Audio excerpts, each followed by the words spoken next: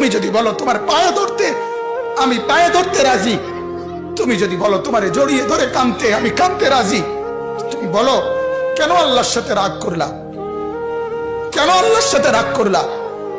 কেন আল্লাহর সাথে নারাজ হইলা? কেন সেজদা কপালে জুটলো না? কেন মালিকের সাথে সারাদিনের এত কিছুর বিনিময়ে আল্লাহ তাআলা একটা মিস কল দিলে, 2 সেকেন্ডের একটা মিস কল দিলে বন্ধু তুমি টের পাও তোমার মোবাইলে মিস কল আসছে।